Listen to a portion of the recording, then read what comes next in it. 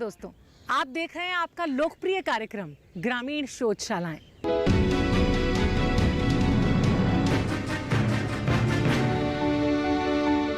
दोस्तों, हम सब जानते हैं कि भारत की अधिकांश आबादी कृषि गतिविधियों से सीधी जुड़ी हुई है और आज के एपिसोड में जिनसे हम आपकी मुलाकात करवाने जा रहे हैं वो अपने कई सालों के कृषि अनुभवों को इस्तेमाल में लाकर बहुत से नए तरीकों और उपायों को सामने लाए हैं। ये जमीन से जुड़े वो अन्वेषक यानी इनोवेटर हैं जिन्होंने कृषि उपकरणों और मशीन के उपकरणों के क्षेत्र में अपना महत्वपूर्ण योगदान दिया है। तो आइए आपकी मुलाकात करवाते हैं पिता और पुत्र की एक ऐसी ही जोड़ी अमृत भाई और भरत भाई से, जिन्होंने न केवल कृषि उपकरणों को इजाद किया और उनका नवीनीकरण किया, बल्कि अपने कई अन्य किसान भाइयों को इस राह पर चलने के लिए प्रेरित किया और उत्साहित भी किया। गुजरात के जूनागढ़ जिले के मालिया तालुका में बसा है पिखोर गांव।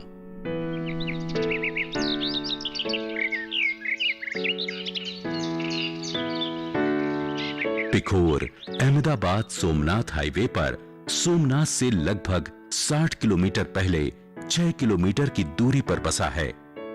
इस गांव में ही जन्मे अमृत भाई अग्रावत कृषि से जुड़ी कई इनोवेशंस के जनक होने के साथ साथ हमारे देश के जमीन से जुड़े इनोवेटर को ढूंढने और प्रोत्साहन देने वाली संस्था हनी बी नेटवर्क के ब्रांड एम्बेसडर भी हैं।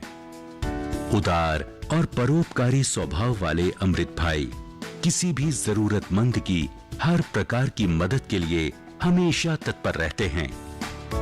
अमृत भाई का जन्म एक पुजारी परिवार में हुआ था, जिस दायित्व को वो 7 साल पहले तक परंपरा अनुसार नियम पूर्वक निभाते रहे। अमृत भाई ने अपने पिता के देहावसान के बाद छोटी उम्र में ही 5वीं कक्षा की पढ़ाई छोड़ने के बाद एक खेत मजदूर के तौर पर अपना जीवन शुरू किया। हम जब छोटा थे, 7 साल की उम्र थी, हमारा पिताजी का अवसान हुआ। मैं हमारे गांव के प्राथमिक शाला में पढ़ाई कर रहे थे। लोकल 4 गुजराती मैंने पढ़ाई की है, लेकिन हमारी जो माँ थी वो खेत मजदूर करने के लिए जा रही थी। तो मुझे लगा कि माँ को परिश्रम पड़ते हैं, इसलिए मैं माँ के साथ मजदूरी काम में किसानों के खेत पे जुड़ गया। धीमे धीमे मैंने खेत काम का पूरा अनुभव कर लिया।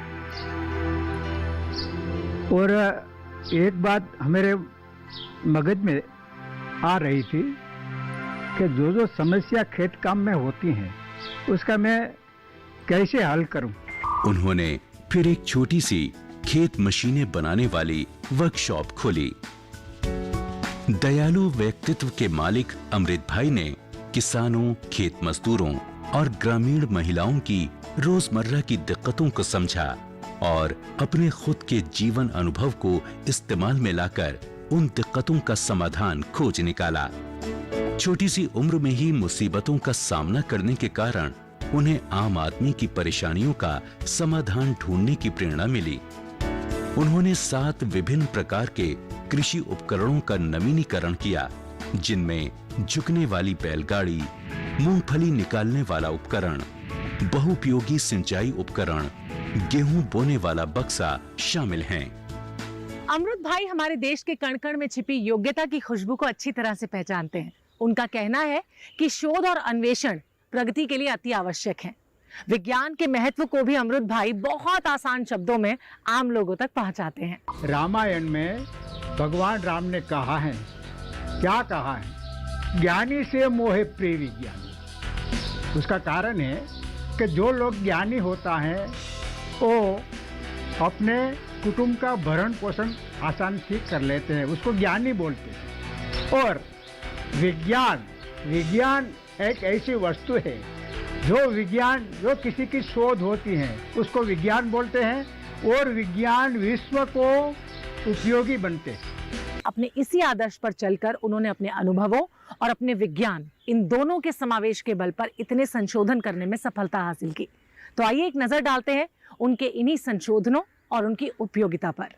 साधारण तौर पर किसी भी फसल की सिंचाई से लेकर कटाई तक की प्रक्रिया में तकरीबन 10 से 15 प्रकार के उपकरणों का इस्तेमाल किया जाता है। इसी बात को ध्यान में रखते हुए अमृत भाई ने जनक शांति का अन्वेषण किया। हमने 1965 से खेत यंत्रों का संशोधन करने की शुरुआत की। पहले पाला बांधने का बम्पर बनवाया। बाद में मैंने सोचा कि किसान लोग लकड़ी की साथी का यूज करते हैं, बहुत मुश्किल है। जो वो लकड़ी की साथी है, ऐसी साथी 15 साथी रखनी पड़ती थी, एक मकान भरा जाता था साथी का। वो मैंने दिखा तो मैंने विचारा कि वो प्रश्न मैं कैसे हल करूंगा किसानों का। तो मुझे एक विचार आया, मैं लोहे की एक साथी ऐसी बनवाऊं कि एक ही साथी माथी 15 प्रकार बन जाए, तो किसानों को आसानी रहेगा। मैंने पूरा प्रयत्न शुरू कर दिया और उसकी शुरुआत की। बाद में मैंने एक जनक साथी, उस साथी लोहे की साथी है, उसका नाम मैं जनक दिया है। तो जनक साथी तैयार की है। वही किसानों को एक ही साथी की जरूरत है, एक ही साथी है। उसमें से 15 प्रकार के साथी बनते हैं और किसानों को आसानी रहते हैं। खर्चा भी कम होता है, समय भी कम होता है और बैलों को ताकत भी कम होती है। ये ढले लोहे का बना उपकरण है जिसे कई किस्म की फसल और मिट्टी में इस्तेमाल किया जा सकता है। इस उपकरण के साथ 15 विभिन्न प्रकार के उपकरण जोड़कर कई किस्म के खेती के कार्य किए जा सकते हैं। इस क्षेत्र की मुख्य फसल मूंगफली है। मूंगफली की कटाई के समय अगर सूखे की स्थिति हो तो इसकी कटाई के काम में मेहनत और समय दोनों ही बहुत अधिक लगते हैं। इस बात को ध्यान में रखते हुए अमृत भाई ने मिनी कलियों का संशोधन किया। अमृत भाई हमारे देश के कण कण में छिपी योग्यता की खुशबू को अच्छी तरह से पहचानते हैं। उनका कहना है कि शोध और अन्वेषण प्रगति के लिए अति आवश्यक है। अमृत भाई विज्ञान के महत्व को बहुत ही आसान शब्दों में आम किसानों तक पहुंचाते हैं।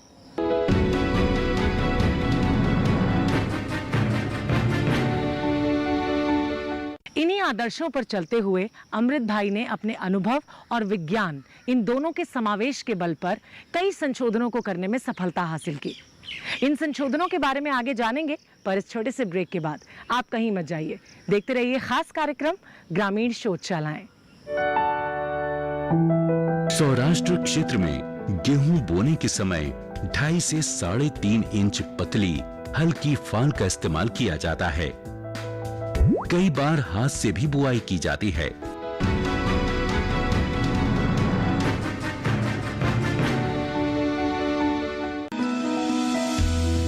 जानकारी जो किसानों के लिए हो लाभकारी,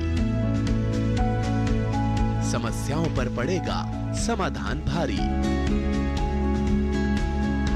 कृषि की हर बात का ख्याल, कब कैसे की जाए बेहतर देखभाल, जानिए विशेषज्ञों के साथ। देखिए खेत खलिहान, सोमवार से शुक्रवार सुबह 7 बजे डीडी किसान पर।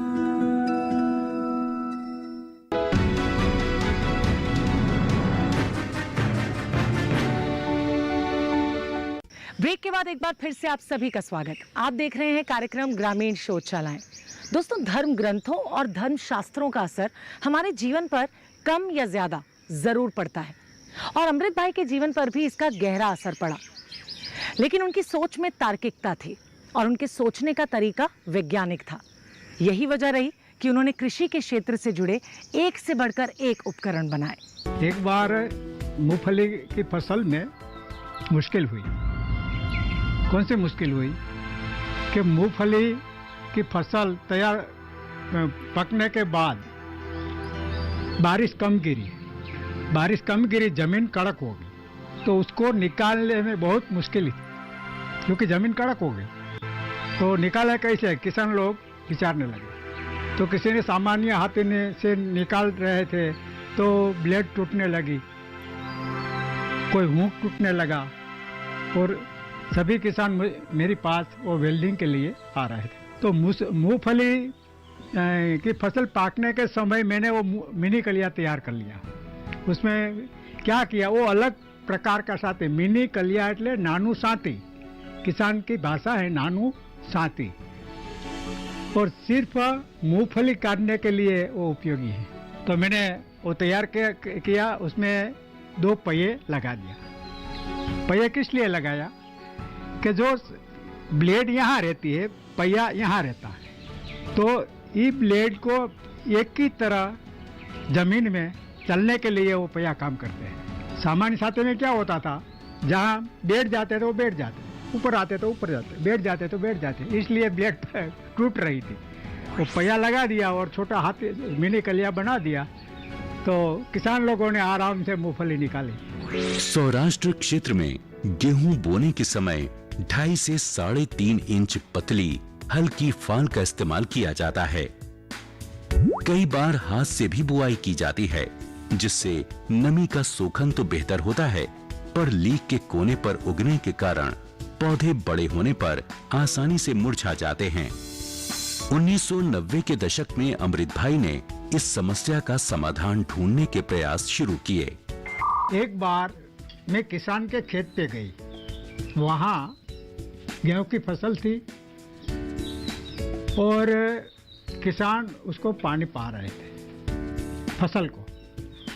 तो क्या हुआ, पवन आया, ताकत से पवन आया, तो गेहूं को तो पानी मिला, नीचे मिट्टी ढीली हो गई और बाद में पवन आया, तो ऊपर तो फसल थी, फसल का वजन था, तो फसल के लिए वो ढल गई। गेहूं 10 बीघा का गेहूं ढल गई। बाद में मैं घर पे आया, बहुत सोचा क्या करूं, तो कैसे ढलते हैं। मैं पहले वहाँ दिखा और एक छोड़ उपाड़ा, उठाया तो ऊपर था, दूसरा उपाड़ा तो भी ऊपर था, तीसरा उपाड़ा तो इसी छेद नीचे थे, थोड़ा बीच में थे, वो रह गए, वो ढला नहीं। मैंने सोच लिया कि जितना दाना ऊपर होता है इतना छोड़ ढल जाते हैं। तो मैंने पाटली बॉक्स बनाया। मैंने सोचा वो जब चलेगा तब सभी मिट्टी एक तरफ हो जाएगी, बाद में नीचे के भाग में दाना गिरेगा, तो वो गेहूँ ढले नहीं। वो ऊपर से मैंने पाटली बॉक्स बनवाया। उसमें क्या किया, यहाँ वेल्डिंग का पॉइंट लगा दिया, यहाँ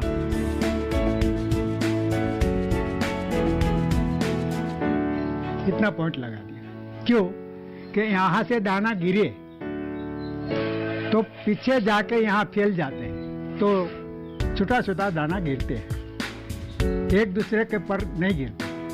किसानों को ये इजाद बहुत पसंद आई और उन्हें इसका बहुत फायदा पहुंचा। भारत में इस्तेमाल की जाने वाली बैलगाड़ी की बनावट, आकार और सामग्री में विविधताएं होती हैं, पर उनका बुनियादी ढांचा कई 100 वर्षों से वही चला आ रहा है। अमृत भाई इस विषय पर काफी समय से सोच रहे थे। मैं एक किसान के खेत पे काम कर रहा था, तो जो बैलगाड़ी थी, तो दिन भर मैंने बैलगाड़ी से खाद डाला गांव से खेत पे। तो शाम को मैं बैल को दूसरी से निकालने लगा, तो मैंने देखा बैल को यहाँ गांठ हो गई और गांठ में से लहू निकलने लगे। और मुझे देखा, मैंने कहा वो कैसे होते हैं। बाद में विचार किया कि वो 2 पहिए वाली बैलगाड़ी है, तो उसमें जो बोझ भरते हैं तो उसकी दूसरी ऊपर आधा वजन आते हैं, आधा वजन उस पहिए पर आते हैं। और बैल को 2 काम करना पड़ता था, एक तो बोझ खींचना, दूसरा बोझ उठाना। तो बोझ से जो दूसरी कान पे घिसती तो गांठ हो जाती थी। इसके साथ साथ एक और विषय था जिसने अमृत भाई को काफी समय से चिंतित कर रखा था। जूनागढ़ जिले में किसान ऑर्गेनिक खाद बनाते हैं। वो इस खाद को खेतों तक ले जाने के लिए बैलगाड़ी का इस्तेमाल करते हैं। इस खाद को क्यारियों में ग्रामीण महिलाओं द्वारा डाला जाता है, इसलिए महिलाओं को चिलचिलाती धूप में काम करना पड़ता था। ये सब देखकर अमृत भाई सोचने पर मजबूर हो गए। काफी सोच विचार के बाद उन्होंने एक ऐसी बैलगाड़ी बनाने का निर्णय लिया जो ट्रैक्टर के समान होगी और उसमें ट्रॉली को उठाने के लिए हाइड्रोलिक सिस्टम लगा होगा। इस सिस्टम में गाड़ी धीरे धीरे टेढ़ी होगी और खाद क्यारियों में समान मात्रा में गिरेगी। इस गाड़ी में 2 से अधिक पहिए होंगे और इसका साज घूमता हुआ होगा, जिससे बैल आसानी से मुड़ सकेंगे। अमृत भाई ने इस नई बैलगाड़ी का नाम भारत के एक ऋषि पुत्र के नाम पर आरुणी रखा। आरुणी कृषि संबंधी लोक कथा में एक जाना माना नाम है, जो मिट्टी के कटाव को रोकने के लिए प्रसिद्ध है। अमृत भाई के अनुसार उनकी बनाई गई बैलगाड़ी भी आरुणी की तरह बैलों की शक्ति के कटाव को रोकने में सहायक सिद्ध होगी। गांव में कुछ साल पहले तक घरेलू कामकाज के लिए इस्तेमाल होने वाले पानी को गांव की स्त्रियों द्वारा कुएं से खींचा जाता था। इस काम को परंपरागत चरखी और रस्सी द्वारा अंजाम दिया जाता था, जिसमें अधिक शारीरिक श्रम लगता था। गिरे हुए जलस्तर की वजह से चरखे और रस्सी की मदद से पानी निकालना और दुश्वार और खतरनाक होता जा रहा था। एक बार हम हमारे गांव से कुएं के निकले, वहाँ मैंने देखा वहाँ कुआं था। कुआं पर एक बूढ़ी माँ थी, उसकी उम्र थी 85 साल की। मैंने देखा वो पानी खींच रही थी तो ऐसा करके थक जाती थी, तो थकान खाने के लिए यूं करके थकान खा रही थी, बड़ी खींच रही थी, बड़ी थकान खा रही थी। मैंने देखा कि वो मुश्किल है पानी खींचने में। माँ बूढ़ी थी, 85 साल की उम्र थी, घर में किसी लोग नहीं था और अपने आप पानी भरना पड़ता था, वो मुश्किल थी। मैंने देखा। बाद में हम मेरी वर्कशॉप पर आया और विचार किया और क्या करूँ, कैसे बनाऊँ।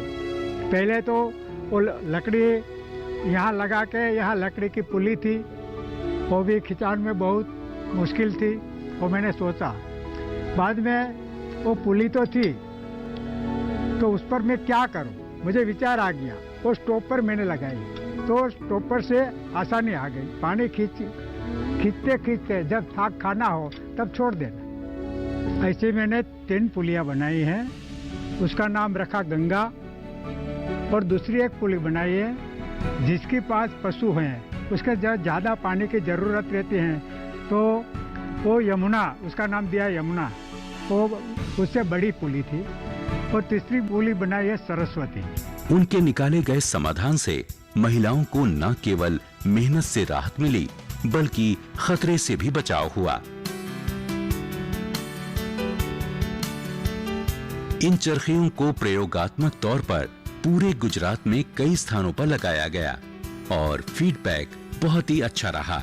2001 में भारत सरकार द्वारा आयोजित नेशनल इनोवेशन फाउंडेशन की प्रथम राष्ट्रीय प्रतियोगिता में उन्हें इसी संशोधन के लिए राष्ट्रीय पुरस्कार मिला।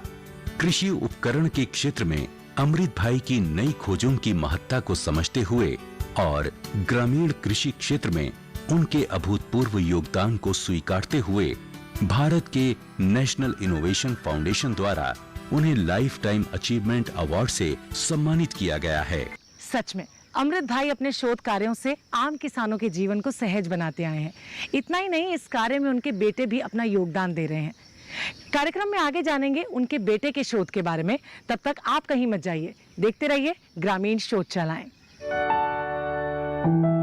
इस विंड मिल के परीक्षण के दौरान ये पाया गया कि ये 24 घंटे में 50 से 60 हजार लीटर पानी खींच सकती थी।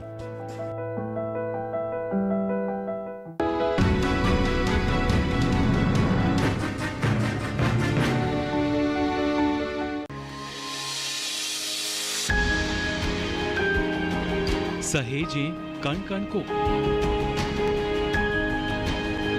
सुंदर दे रूप रंग आकार, स्वस्थ जीवन रहे जमी पर, इंद्रधनुष हो साकार। देखिए प्रकृति की ओर, गुरुवार सुबह 9:30 पर।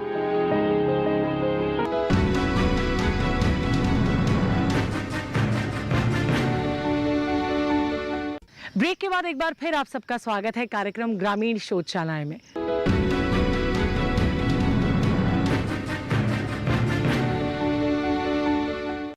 अमरुद भाई की छत्र छाया और उनके प्रतिपालन का असर उनके बच्चों पर भी पड़ा। उनके संशोधनों से प्रेरित होकर उनके बेटे भरत भाई में भी शोध की भावना बचपन से ही पैदा हो गई थी। आपको बता दें कि ज्यादा पढ़े लिखे ना होने के बावजूद भी भरत भाई ने अपनी जन्मजात रचनात्मकता की वजह से लोगों से भरपूर प्यार, आदर और सराहना को जीता। अपने पिता अमरुद भाई के पद चिन्हों पर चलने वाले भरत भाई खुद भी एक सीरियल इनोवेटर हैं। बहुत कम उम्र से ही भरत भाई ने अपने पिता अमरुद भाई का हाथ वर्कशॉप में बटाना शुरू कर दिया था, क्योंकि बचपन से ही उनका पढ़ाई में कम रुझान था और मशीनों और फैब्रिकेशन की तरफ ज्यादा।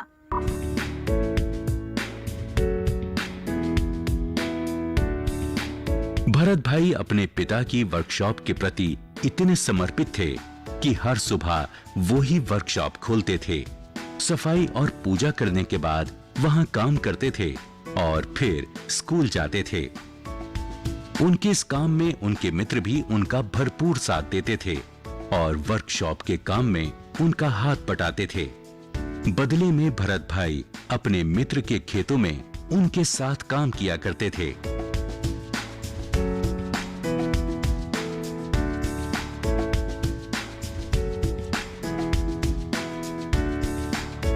अपने पिता के साथ काम करने और उनके साथ कृषि समस्याओं के स्थायी समाधानों को लेकर होने वाली चर्चा से भरत भाई की सोच पर बड़ा असर पड़ा। आरुणी बैलगाड़ी की शोध के दौरान अपने पिता का हाथ बटाने के कारण उनकी तकनीकी कुशलता और शोध मानसिकता का विकास हुआ। 1999 में भरत भाई ने विंड मिल से चलने वाले वाटर पंप पर संशोधन किया।